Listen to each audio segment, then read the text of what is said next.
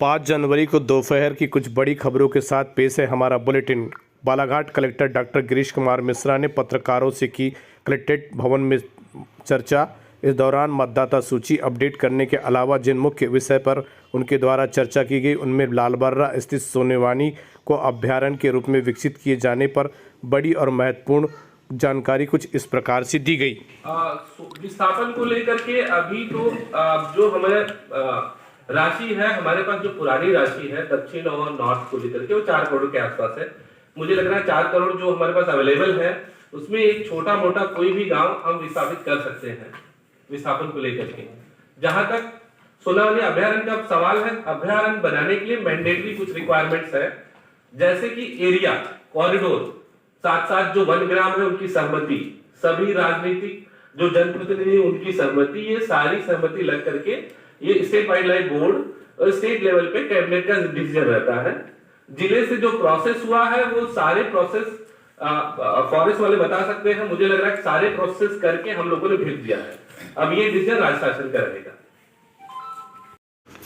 बालाघाट जिले के प्रसिद्ध रामपायली मेले में 8 जनवरी 2023 रविवार को एक यात्रा 7 दिशाओं से आकर समाप्त हो रही। इस दौरान जरा मोहगांव, वारासुनी, लिंगमारा, घोटी, आरंभा, भेंडारा, खैरलांजी, टेकाड़ी घाट से यह यात्रा बालाजी मंदिर पहुंचेगी। इस दौरान विविध कार्यक्रम का आयोजन किया जाएगा।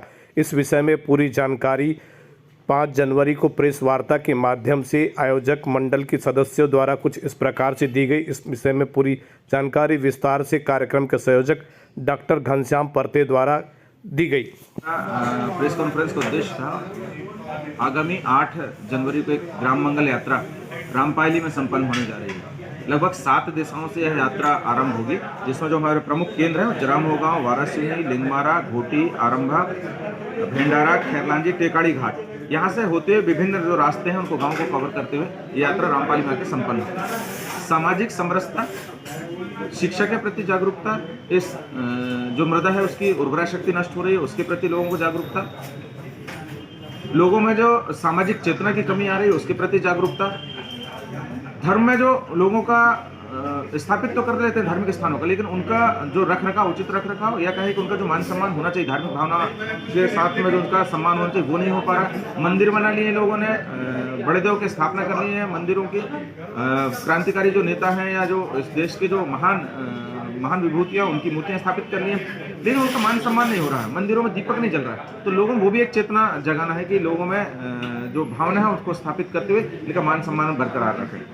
तीसरी चीज है, जैसे मैंने कहा कि जमीन की उर्वरा शक्ति लगभग काफी हद तक कमजोर होती जा रही है। लगातार लोगों में चेतना जगाना है कि रासायनिक खादों का इस्तेमाल कम से कम करना है और गोबर खाद का इस्तेमाल करना है। ऑर्गेनिक खाद का यदि हम इस्तेमाल करते हैं, यदि हम बायोलॉजिकल खाद का इस्तेमाल यदि हम करते हैं तो जो नुकसान हो रहा है उससे हम बचा सकते हैं और विश्व बंधुत्व की भावना स्थापित हो सके, सर्वधर्म संभावना की भावना स्थापित हो सके, इस उद्देश्य से एक जन जागरूकता स्थापित हो सके। इस कारण से यह यात्रा लगभग 50 से ज्यादा गांवों को सीधे कवर करते हुए और परोक्ष रूप से लगभग इस क्षेत्र के पूरे जिले के काफी सारे लोग इसमें सम्मिलित हो रहे हैं। 50,000 से ज्यादा लोगों के इसमें सम्मिलित होने की उम्मीद है।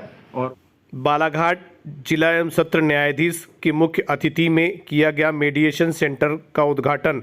मीडिएशन सेंटर के माध्यम से सिविल मामले सहित छोटे मोटे आपराधिक मामलों की सुनवाई करने में मदद मिलेगी। इस विषय पर पूरी जानकारी न्यायाधीश महोदय द्वारा विस्तार से कुछ इस प्रकार दी गई। सबसे पहले तो आपको ये बता दें कि जिला न्यायालय बालाघाट में जिला अधिवक्ता संघ के 4 सदस्यों श्री मनीराम गोंडेकर, श्री प्रदीप सोनी, श्री उबैद खान और श्रीमती दिनेश्वरी राणा को 40 घंटे की मीडिएशन की ट्रेनिंग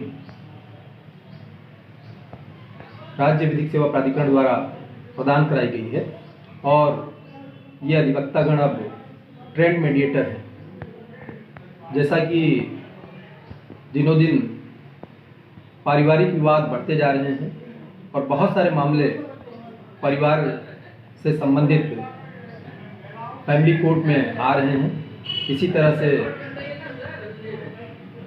मोटर दुर्घटना के प्रकरण भी बहुत से मामले न्यायालयों में आ रहे हैं। मीडिएशन का मुख्य उद्देश्य दोनों पक्षों के बीच आपस में बातचीत कराना और दोनों पक्ष को इस स्तर पर तैयार करना कि वे खुद किसी बिंदु पर सहमत हो जाएं और उसी के आधार पर प्रकरण का निराकरण कराना है। मीडिएशन मध्य प्रदेश के भीतर प्राथमिक शिक्षा के सुधार के लिए एक बार फिर सरकार पुराने पैटर्न पर परीक्षा आयोजित करने की तैयारी कर रही है, जिसके तहत 14 साल बाद एक बार फिर 5वीं और 8वीं के छात्रों को दूसरे स्कूल में जाकर परीक्षा देनी होगी। यही नहीं, बोर्ड पैटर्न के आधार पर उत्तर पुस्तिका की जांच दूसरे स्कूलों में होगी। आपको बता दें कि मध्य प्रदेश के भीतर शिक्षा का अधिकार अधिनियम लागू होने के बाद से 5वीं और 8वीं तक किसी भी बच्चे को फेल करने की योजना बंद कर दी गई थी, लेकिन कुछ दिनों के भीतर इस बात का एहसास हुआ कि मध्य प्रदेश के भीतर प्राथमिक शिक्षा में बहुत अधिक सुधार की ज़रूरत है, जिस कारण 10वीं और 12वीं का परीक्षा परिणाम बहुत अधिक खराब हो रहा है।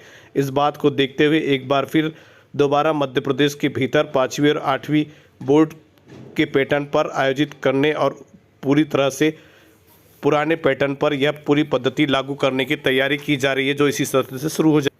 बालाघाट जिला मुख्यालय के भीतर खराब हो चुकी सड़कों के निर्माण और उनकी मरम्मत को लेकर बीते कई महीनों से काम चल रहा है, जो अब चर्चा का विषय बन गया है। कुछ इसी तरह का एक मामला शहर के मोतीनगर गौरव पथ का है, जो दीपावली के दौरान शुरू हुआ और कछुआ गति चाल की वजह से लोग परेशान हो रहे हैं। चर्चा यही चल रही है कि शायद होली तक सड़क का निर्माण कार्य पूरा हो जाएगा। चलिए आपको जानकारी विस्तार से बताते हैं कि अक्टूबर 2022 में गौरव पथ निर्माण का मरम्मतीकरण कार्य शुरू हुआ था। जलभराव की स्थिति को देखते हुए कुछ स्थानों पर सीमेंट की सड़क बनाई जा रही है, जो बहुत धीमी गति से बन रही है। लोग बहुत अधिक परेशान हो रहे हैं। सड़क पर इतना अधिक यातायात का दबाव है कि रात्रि के दौरान बड़े वाहन भी गुजारे जाते हैं। वन वे मार्ग पर टू वे यातायात पूरे समय दुर्घटना का भय बना रहता है। स्थानीय जन यही मांग कर रहे हैं कि शीघ्र अतिशीघ्र इस सड़क का मरम्मती का काम पूरा किया जाए।